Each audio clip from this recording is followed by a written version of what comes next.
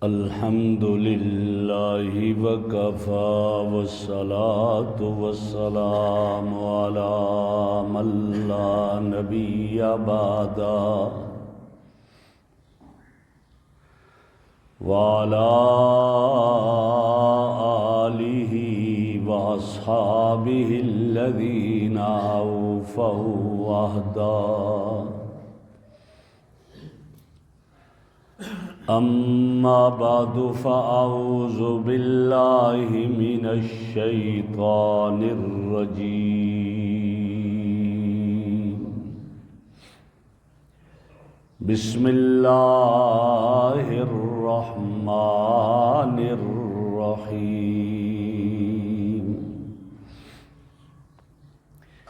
انا انزلناہ فی لیلۃ القدر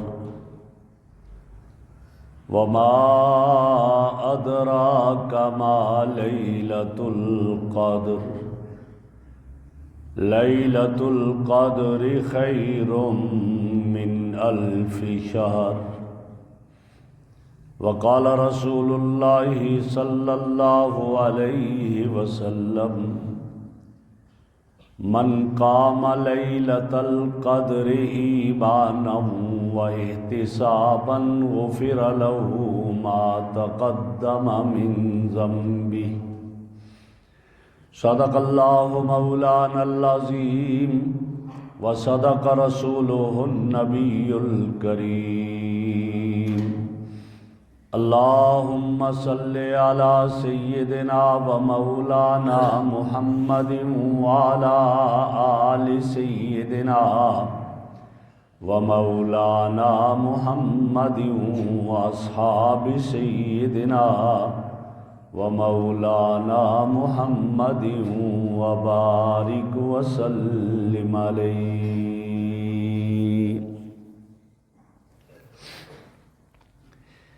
انتہائی قابل صد احترام بزرگوں اور عزیز دوستوں،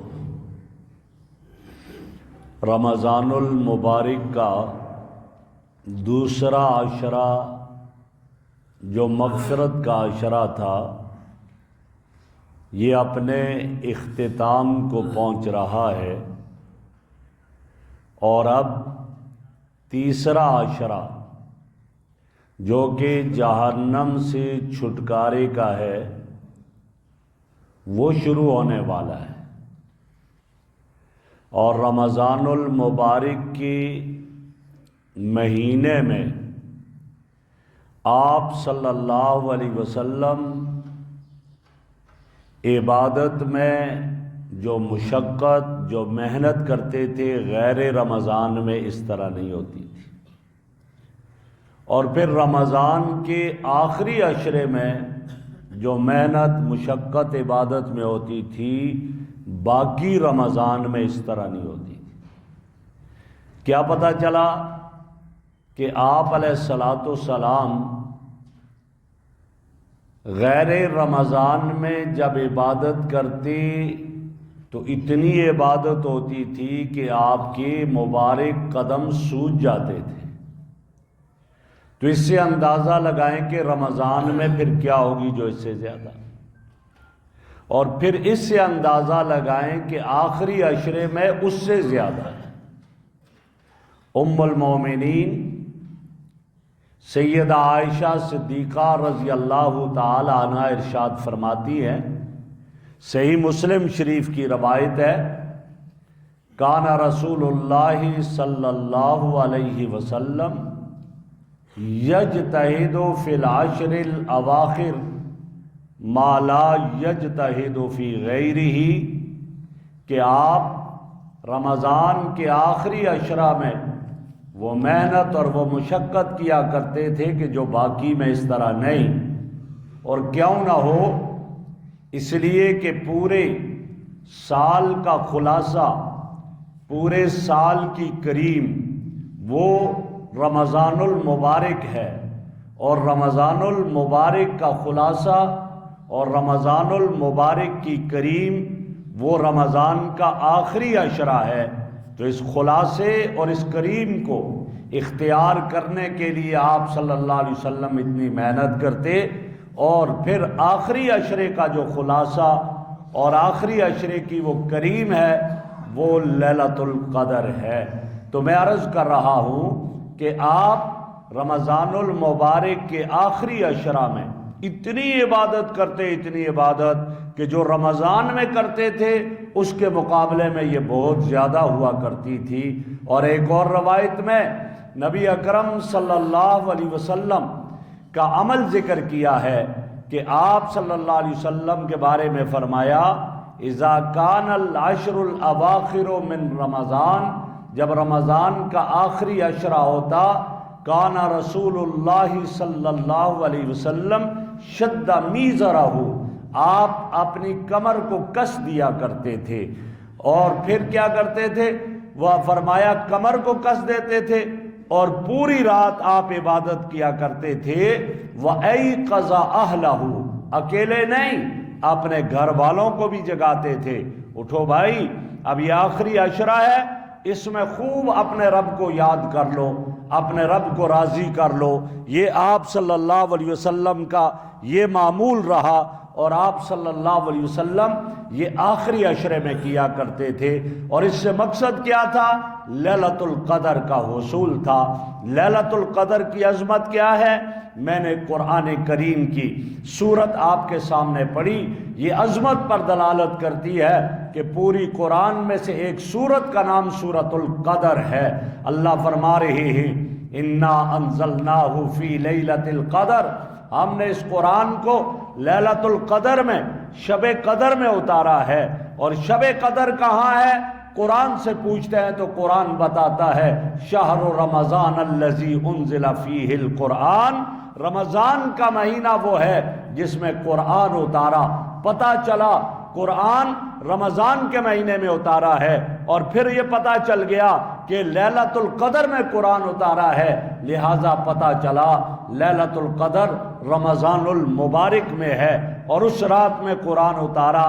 یہاں ایک اعتراض ہو سکتا تھا کہ یہاں کہا ہم نے قرآن مجید کو لیلۃ القدر میں اتارا، حالانکہ ہم یہ دیکھتے ہیں ہمارے آقا پر 23 سال کے زمانے میں قرآن مجید اترا ہے، تھوڑا تھوڑا ہو کر، کبھی مکہ میں، کبھی مدینہ میں، کبھی بدر میں، کبھی احد میں، کبھی طائف میں، کبھی خندق میں، کبھی جو ہے میدان عرفات میں، کبھی مزدلفہ میں، جگہ جگہ، یعنی کبھی ایک ایک آیت، دو دو آیتیں کر کے اترا۔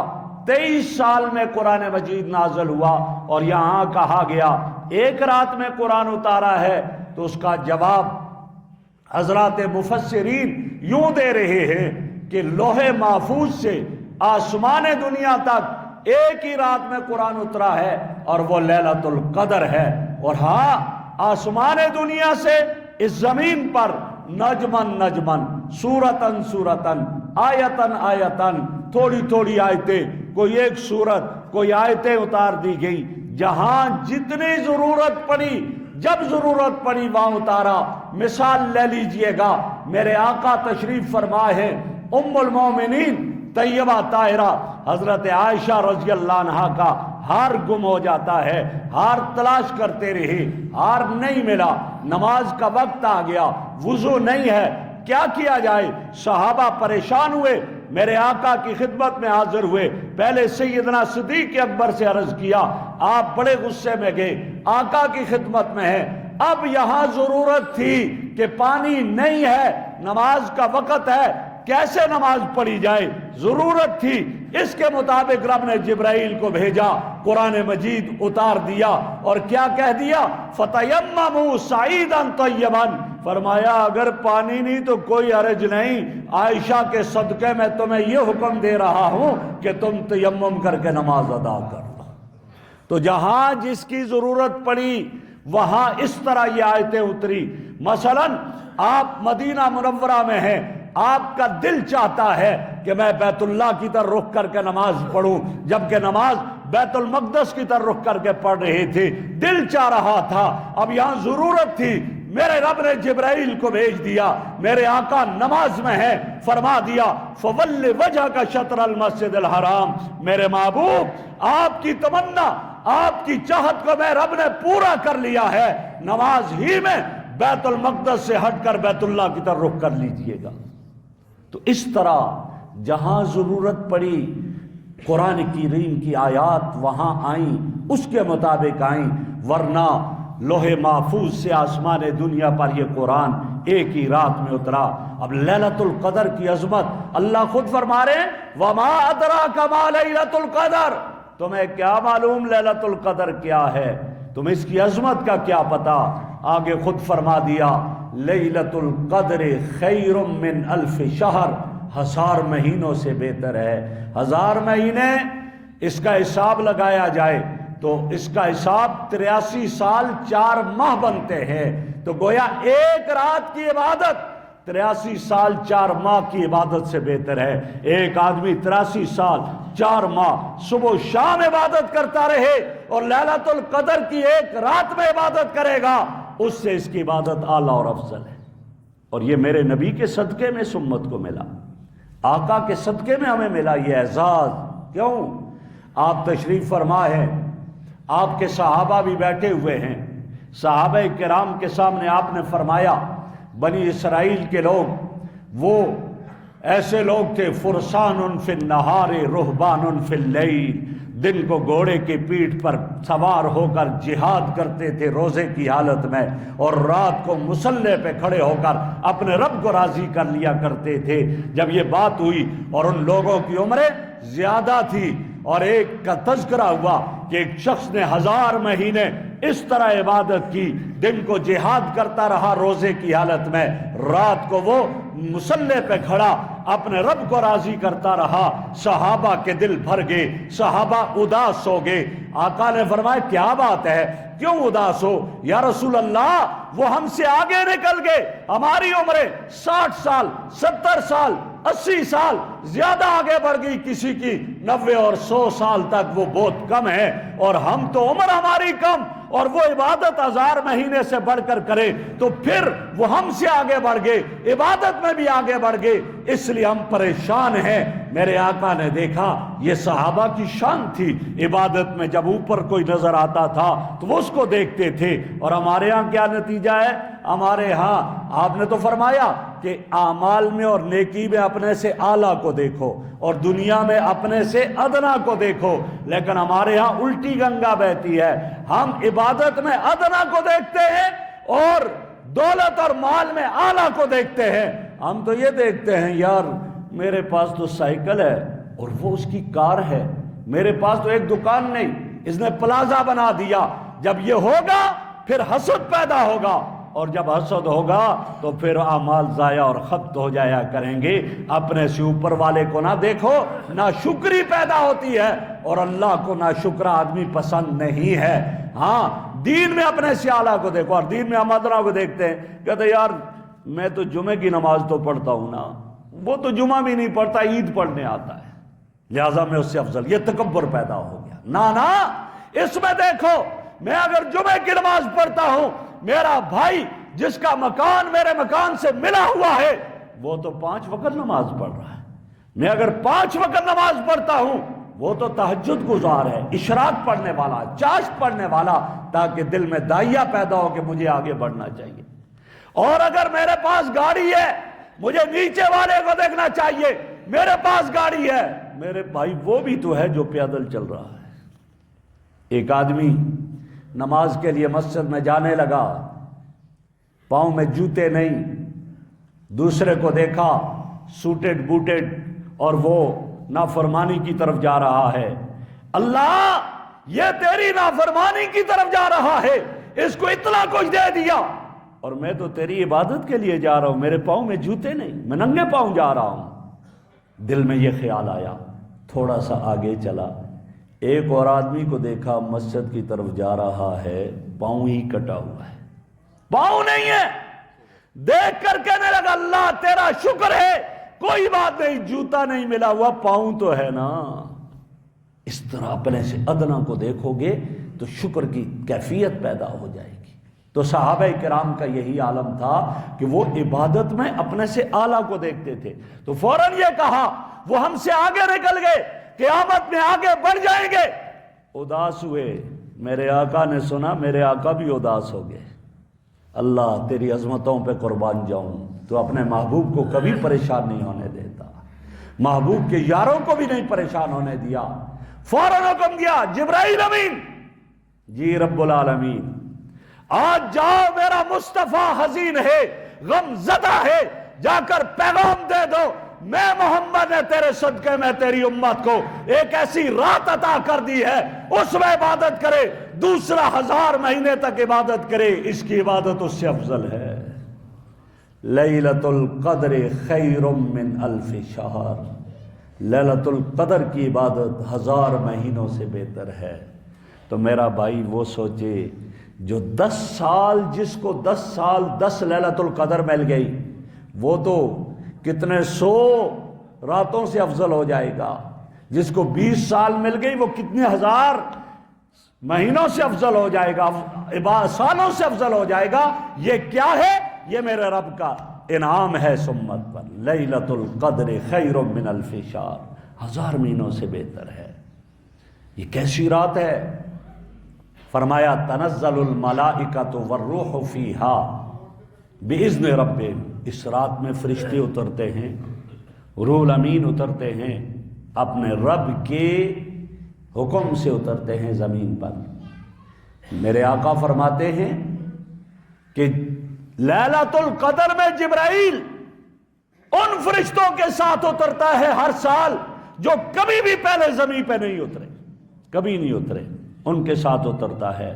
اور حضرت انس رضی اللہ تعالیٰ عنہ کی روایت ہے، حضرت انس رضی اللہ تعالیٰ عنہ فرماتے ہیں، انہیں ارشاد فرمایا کہ اذا کان لیلۃ القدر نظر جبرائیل فی کبکبۃ من الملائکہ، جب لیلۃ القدر ہوتی ہے تو جبرائیل فرشتوں کے جھرمٹ میں زمین پہ اترتا ہے عرشوں سے، اور زمین پر اتر کر یصلون علی کل عبد قائد او قائم یذکر اللہ، وہ رحمتوں کی دعائیں کرتے ہیں اور اس بندے کے لیے جو کھڑے کھڑے عبادت کر رہا ہے، جو بیٹھے عبادت کر رہا ہے، اس کے لیے دعائیں کرتے ہیں.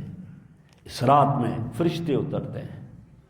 اور یہاں تک فرمایا کہ جبرائیل امین علیہ السلام جب آتے ہیں تو ان کے ساتھ 4 جھنڈے ہوتے ہیں.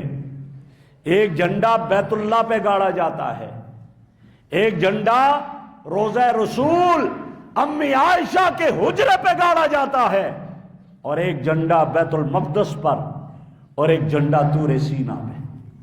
اور پھر حکم ملتا ہے فرشتوں کو، پھیل جاؤ، ہر اس گھر میں چلے جاؤ، کچا گھر ہے، پکا گھر ہے، پہاڑی پہ ہے، شہر میں ہے، جہاں بھی ہے وہاں چلے جاؤ، اور جو عبادت کر رہا ہے اس سے مصافحہ کرو.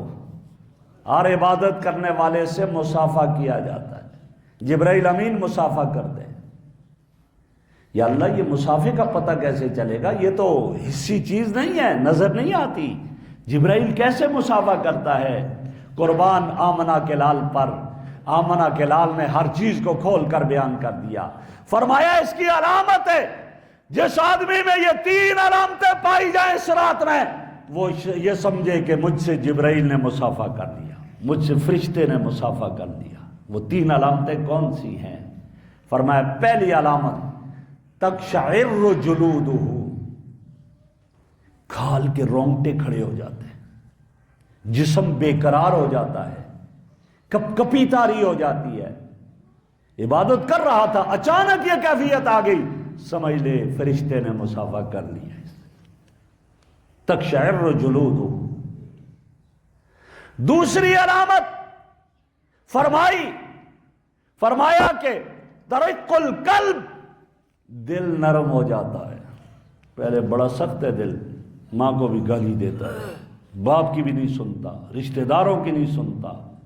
آج دل ایسا موم ہو گیا، ماں کے قدموں میں جا کر پڑ گیا، باپ کے پاؤں چاٹنے لگا، روز دوستوں رشتہ داروں کو کہتا ہے معاف کر دیا جاؤ، تمہارے پلاٹوں پہ قبضے کیے تھے، آج مجھ سے فرشتے نے مصافحہ کر دیا ہے، آج میں تمہاری ساری جائیداد تمہیں واپس کر دیتا ہوں۔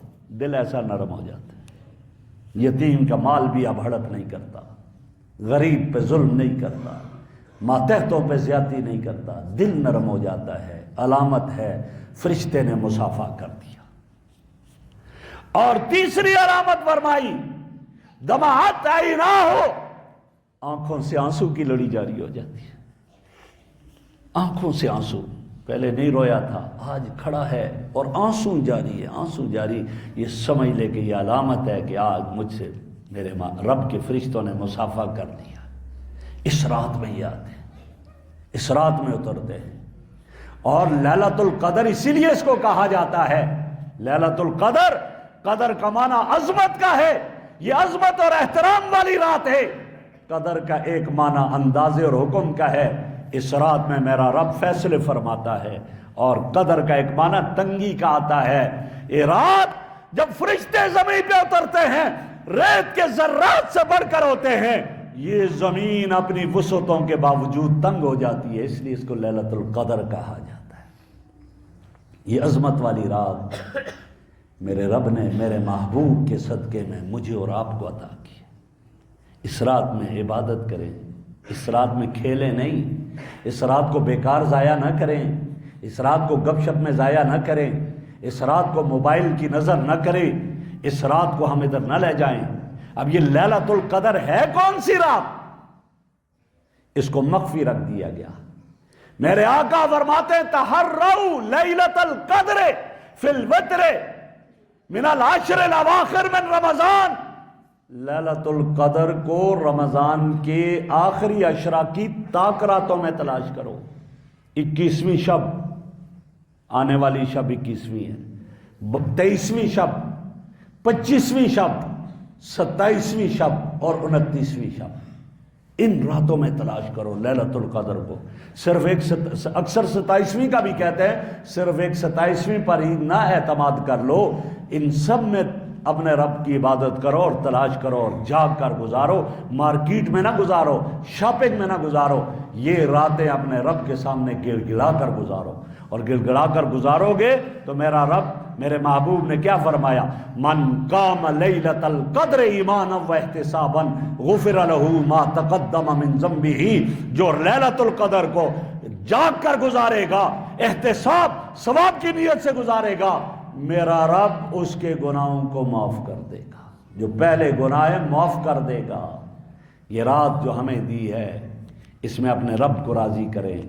اور پھر بھی اس رات میں معافی کا اعلان ہوتا ہے، یہ حتی مطلع الفجر، صبح طلوع تک اس رات میں یہ اعلان، جب صبح روشنی طلوع ہوتی ہے اعلان ہوتا ہے، اے صبح کی روشنی جیسے رات کی تاریکی کو لے کر تو جا رہی ہے، میرے بندوں کے گناہوں کو بھی اتار کر لے جا۔ اب ان کی زندگی روشن ہو جائے، ان کے گناہوں کو اتار کر لے جا۔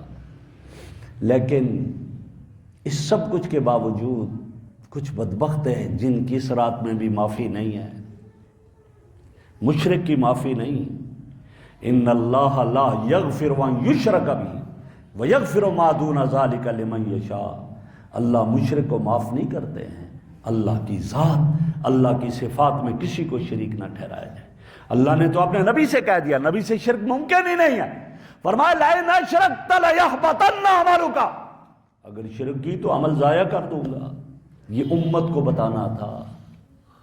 دوسرا بدبخت جس کی اس رات کو مغفرت نہیں ہوتی، وہ قطع تعلقی کرنے والا، صلہ رحمی سے محروم، رشتے جوڑنے کے بجائے رشتے توڑنے والا، بہن بھائی ناراض نہیں جانا، خوشی غمی پر نہیں جانا، ماں باپ سے بیٹا بیٹی ناراض، ہم نہیں آئیں گے تمہارے گھر کچھ بھی ہو جائے، دوست دوست سے ناراض، چچا بھتیجے سے ناراض، بھتیجا چچے سے ناراض، دشمنیاں ہیں، ہماری دشمنی اب رہے گی، اس کی مغفرت نہیں ہوگی۔ ہاں آپ سے ناراض ہے کوئی، آپ ایک دفعہ اس کے پاس چلے جاؤ، جو پہل کرے گا اس کو اجر ملے گا۔ اب وہ نہیں مانتا، اب آپ پر گناہ نہیں ہے، اب اس پر گناہ ہے، آپ نے تو اپنا حق ادا کر دیا۔ اسی طرح کینہ اور بغض، حسد کرنے والا، کسی کے ساتھ حسد کر رہے ہو، یہ تو کل تک سائیکل بھی نہیں تھی اس کے پاس اور آج پلازوں کا مالک ہو گیا، کیوں ایسا ہوا؟ اس سے ختم ہونے چاہیے۔ حسد ناجائز ہے۔ ان الحسد یاکل الحسنات کما تاکل النار الحطب۔ حسد نیکیوں کو اس طرح کھا جاتا ہے جس طرح کہ آگ لکڑی کو کھا جاتی ہے۔ حسد ناجائز۔ حسد کیا ہے؟ میں نے دیکھا اچھا یہ آگے بڑھ گیا، اس کے پاس سے یہ چیز ضائع ہو جائے، مجھے ملے نہ ملے کوئی بات نہیں، یہ حسد ہے، یہ ناجائز ہے۔ رشک جائز ہے، غبطہ جائز ہے۔ کیا؟ یا اللہ تو نے اس کو دیا، اللہ تو اسے نصیب کر، مجھے بھی اس طرح عطا کر دے، یہ رشک ہے، یہ غبطہ ہے، یہ جائز ہے۔ اس آدمی کی، حسد کرنے والے کی مغفرت نہیں ہوگی۔ اس رات میں شراب کے عادی، شراب پینے کا عادی ہے، مدمن الخمر، اس کی مغفرت نہیں ہوگی۔ اور اس رات میں ماں باپ کے نافرمان کی مغفرت نہیں ہوگی۔ جو ماں باپ کو گالیاں دیتا ہے، گھر سے نکال دیتا ہے، اس وقت تک تو پاؤں بھی چاٹتا ہے جب تک پلاٹ اس کے نام نہیں کیا، جب تک پلازا اس کے نام نہیں کیا، اس وقت تک تو ماں باپ، میری امی جی، میرا ابو جی ہے، اور جس دن اس کے نام رجسٹری ہو گئی، اب جا اپنا کام کر۔ یہ لالچ نہ، لالچ کے بغیر ماں باپ کو زکوٰۃ دینا جائز کیوں نہیں ہے؟ ان کا حق ہے اولاد پر کہ وہ ماں باپ کی خدمت کریں۔ تو میں نے عرض کیا اس رات میں ان کی مغفرت نہیں ہوتی۔ حالان میرا رب کیسا معاف کر دینے والا، اللہ اکبر۔ ایک واقعہ ذکر کیا ہے تنبیہ الغافلین میں، علامہ ابن قیم رحمہ اللہ نے، فرماتے میں ایک دن جا رہا تھا، میں نے دیکھا آواز ایک گھر سے آئی، شور کی آواز، میں دیکھنے لگا ایک ماں اپنے بیٹے کو مارتے مارتے لے کر آئی اور دروازے سے باہر نکالا، دفع ہو جاؤ، میرے گھر سے نکل جاؤ، نہیں ضرورت مجھے تمہاری۔ دروازہ بند کیا اور اندر چلی گئی۔ وہ بچہ روتا روتا نکلا، آگے گلی کے نکڑ پر پہنچا، کھڑا رہا، روتا رہا، روتا رہا، بالآخر وہاں سے واپس آیا اور آ کر ماں کے دروازے کی دہلیز پہ سر رکھ کر وہاں روتے روتے سو گیا۔ کچھ فرماتے میں دیکھ رہا ہوں، کچھ دیر کے بعد ماں آئی، دروازہ کھولا، دیکھا بیٹا وہی تو یہاں سویا ہوا ہے، بالوں سے پکڑ کر اٹھایا، تجھے میں نے گھر سے نکالا تھا، کیوں واپس آیا؟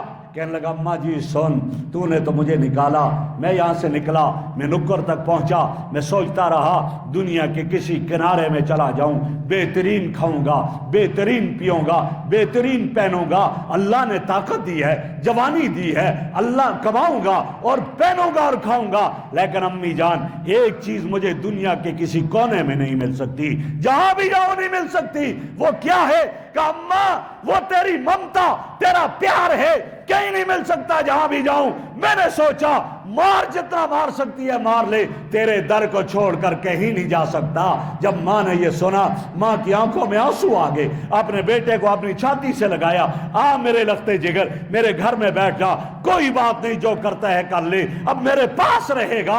ابن قیم رحمہ اللہ فرماتے ہیں وہ اس ماں کا دل اتنا نرم ہوا، میرا رب تو کئی ماؤں سے زیادہ رحیم ذات ہے، شفقتوں والی ذات ہے، یہ بندہ جہاں جائے واپس آ کر اس کے در پہ پہنچتا ہے۔ ارے بہو بھی گھر سے نکالتی ہے، کھانستے ہو، بچوں کی نیند خراب ہوتی ہے، میرے گھر سے نکل جاؤ، بیٹا نکال دیتا ہے، ماں نکال دیتی ہے، بیٹی نکال دیتی ہے، سب کچھ ہوتا ہے، ہر طرف سے ہٹ کر کے کٹ کر کے اللہ کے گھر میں آ کر کہتا ہے تنگ دستی کے عالم میں جو گھبراتا ہوں، پردر غیر پہ تیرے جاتے ہوئے شرماتا ہوں، یوں غیر سے مانگنے میں محتاج کو غیرت کیسی، شرم اتنی ہے بندہ تیرا کہلاتا ہوں، اللہ ہوں تو تنگ دست ہوں، جوانی میں تیرے در پہ نہیں آیا ہوں، دولت تھی تیرے در پہ نہیں آیا ہوں، سب کچھ ملا تیرے در پہ نہیں آیا، آج صبر نکال دیا، دھتکار دیا، کس کے سامنے جاؤں؟ تیرا ہی تو در ہے، جہاں آ چکا ہوں تو ہی مجھے اپنی چھاتی سے لگا دے۔ میرا رب اس کو تانا نہیں دیتا کہ کیوں اب آیا ہے، فرماتے آ جا میرے بندے، آیا ہے میں تیرے گناہوں کو معاف کر دوں گا۔ یہ وہ رات ہے آنے والی راتوں میں، اس میں اپنے رب کو راضی کر دو۔ اور پھر جو اعتکاف میں بیٹھے گا، سبحان اللہ، میرے آقا فرماتے اعتکاف میں بیٹھنے والا کئی ایسے اعمال جو باہر نہیں کر سکتا لیکن اس کو اس کا اجر ملتا ہے۔ اعتکاف میں بیٹھنے والا گناہوں سے بچا رہتا ہے۔ یہ وہ دور تھا جب موبائل کا دور نہیں تھا، بچا رہتا تھا۔ اب تو مسجد میں بھی اعتکاف میں بیٹھ کر فلم دیکھتا رہتا ہے، اب تو اعتکاف میں بیٹھ کر بھی فیس بک دیکھتا رہتا ہے، اب تو جماعت ہو رہی ہوتی ہے، نماز میں تراویح ہو رہی ہوتی ہے، یہ اعتکاف میں بیٹھ کر کے وہاں فلم دیکھ رہا ہوتا ہے، نماز کے لیے تراویح میں نہیں آتا۔ یہ اعتکاف کیسا ہوا؟ یہ آیا تھا اپنے آپ کو گناہوں سے بچانے کے لیے، لیکن 10 دن کے بعد گناہوں کے انبار لے کر جا رہا ہے۔ اس لیے اعتکاف میں بیٹھو تو موبائل گھر چھوڑ کر آ جاؤ، پھر رب کے دربار میں بیٹھنا ہے۔ اور اعتکاف میں تو یہی ہے کہ لیلۃ القدر اعتکاف میں بیٹھنے والے کو یقینی ملے گی، لیکن وہ موبائل نہ دیکھے، یقینی ملے گی۔ میں گھر میں پوری رات نہیں جاگ سکوں گا، کسی وقت بھی مجھے نیند آ جائے گی، لیکن میں اعتکاف میں بیٹھا ہوا ہوں۔ اعتکاف والا سو بھی جائے پھر بھی عبادت لکھی جاتی ہے، عبادت کرتے کرتے تھک گیا، سو گیا، پھر بھی عبادت اس کی لکھی جاتی ہے۔ جب اس کی عبادت لکھی جاتی ہے تو اس کو لیلۃ القدر مل گئی۔ لہٰذا اس لیے کوشش کریں۔ میرے آقا صلی اللہ علیہ وسلم ہر سال آخری عشرہ میں اعتکاف بیٹھتے تھے۔ مرد مسجدوں میں بیٹھا کریں، خواتین اپنے گھر میں جگہ بنا کر وہاں بیٹھیں، ضرورت کے بغیر باہر نہ نکلیں۔ اور اس پر اللہ نے بڑا اجر دیا، فرمایا ایک دن کا اعتکاف کرنے پر اللہ رب العزت اس آدمی اور جہنم کے درمیان 3 خندق کا فاصلہ کر دیتے، اور ایک خندق کی مسافت آسمان اور زمین کے درمیان کا خلا ہے۔ یہ اللہ عطا کرتے ہیں۔ تو اس لیے یہ رمضان کا آخری عشرہ جو مجھے اور آپ کو مل رہا ہے، میں اپنے آپ کو شامل کر کے عرض کرتا ہوں، دستبستہ درخواست ہے کہ یہ عشرہ ہمارا ادھر ادھر نہ گزرے، شاپنگ میں نہ گزرے۔ چلو پہلے 20 دن ہم کاروبار بھی کرتے رہے، دفتر بھی ہمارا کھلتا رہا، سب کچھ، ان دنوں میں چھٹی کر لو، 10 دن ہے، آئندہ سال کس کو یہ نصیب ہوں کس کو نہ ہوں کیا پتہ۔ ان کو قیمتی بنا لیں، اپنے رب کے گھر میں آ جائیں، آ کر جیسے دھرنا دیا جاتا ہے مطالبات منظور کروانے کے لیے، یہ دھرنا نہیں، یہ رب کے حضور آ گیا ہے، بیٹھ گیا ہے۔ میرا رب ضرور اس کی مغفرت کرے گا، میرا رب اس کو معاف کرے گا۔ اس لیے دن کو بھی عبادت ہو، رات کو بھی، اور خصوصی طور پر ان راتوں میں صلاۃ التسبیح پڑھو۔ صلاۃ تسبیح وہ ہے، میرے آقا نے اپنے چچا حضرت عباس سے فرمایا، چچا جان ایک عبادت نہ بتاؤں کہ اس کے ذریعے سے اگلے گناہ بھی، پچھلے گناہ بھی، تاریکی کے گناہ بھی، روشنی کے گناہ بھی، چھوٹے گناہ بھی، بڑے گناہ بھی، دن کے گناہ بھی، رات کے گناہ بھی، بھول کر کیے ہوئے گناہ بھی، جان بوجھ کر کیے ہوئے گناہ بھی اللہ معاف کر دیتے ہیں۔ فرمایا ہو سکے تو روزانہ پڑھ لو، روزانہ نہ ہو سکے تو مہینے میں، ہفتے میں 1 مرتبہ پڑھ لو، ہفتے میں نہ ہو سکے تو مہینے میں 1 مرتبہ پڑھ لو، مہینے میں نہ ہو سکے تو سال میں 1 مرتبہ پڑھ لو، سال میں نہ ہو سکے تو زندگی میں 1 مرتبہ پڑھ لو، اللہ سارے گناہ معاف کر دیتا ہے۔ اور وہ صلاۃ تسبیح ہے۔ ان راتوں میں تو ہمیں خوب اہتمام کرنا چاہیے، نبی اکرم صلی اللہ علیہ وسلم پر درود شریف کا اہتمام کرنا چاہیے۔ آپ کے صدقے میں ہمیں قرآن بھی ملا، رمضان بھی ملا، لہٰذا اس کا تقاضا یہ ہے کہ ہم آقا پر درود بھیجیں، شکریہ ادا کریں۔ ہم کہاں تھے؟ ہم تو قعر مذلت میں نیچے پڑے ہوئے تھے۔ میرا رب عظمتوں والا، اس عظمتوں والوں کے ساتھ اس سب سے نچلے آدمی کا تعلق جوڑنے والی ذات میرے مصطفیٰ کی ذات ہے۔ آپ کے صدقے میں یہ تعلق جوڑا ہے۔ درود کثرت سے پڑھیں، استغفار کثرت سے کریں اس رات میں۔ فرمایا طوبیٰ لمن وجد فی صحیفتہ استغفارا کثیرا، جس کے نام اعمال میں کثرت سے استغفار ہوگا اس کے لیے جنت کی بشارت ہے۔ تو ان راتوں کو اپنے رب کے لیے فارغ کر لیں اور قیمتی بنا لیں۔ اس میں اللہ کا کوئی فائدہ نہیں، فائدہ ہمارا اپنا ہے۔ جب ہمارا اپنا فائدہ، اور آخری بات عرض کرتا ہوں، ایک چیز کا ہم اہتمام کریں، اور وہ کیا؟ ہماری عشاء کی نماز اور فجر کی نماز جماعت کے بغیر نہ ہو۔ عشاء اور فجر کی نماز، فرمایا جس نے عشاء کی نماز جماعت سے پڑھی، فجر کی نماز جماعت سے پڑھی، اس کو پوری رات کی عبادت کا ثواب مل جاتا ہے۔ اس لیے عشاء کی نماز جماعت سے اہتمام، باقی نمازوں میں بھی اہتمام ہو، عشاء کا اہتمام ہو، اور اسی طرح فجر کا اہتمام ہو۔ میرے آقا نے فرمایا فجر کی نماز منافقوں پر بھاری ہے، تو میرے وہ بھائی جو سحری کھا کر 10-15 منٹ کے لیے نہیں جاگ سکتے، وہ سوچے سحری کھائی اور سائرن بجا اور بس بھائی نماز پڑھو اور سو جاؤ گھر میں، نہ آ جایا کرو۔ 15-20 منٹ اگر اس میں جاگ کر گزار دیے، جماعت سے نماز ہو جائے گی اور اللہ اجر دے گا۔ تو اس لیے اس کا اہتمام کریں۔ اللہ رب العزت سے دعا ہے جو میں نے عرض کیا، اللہ مجھے بھی عمل کی توفیق عطا فرمائے، آپ کو بھی عمل کی توفیق عطا فرمائے۔ وآخر دعوانا ان الحمد للہ رب العالمین۔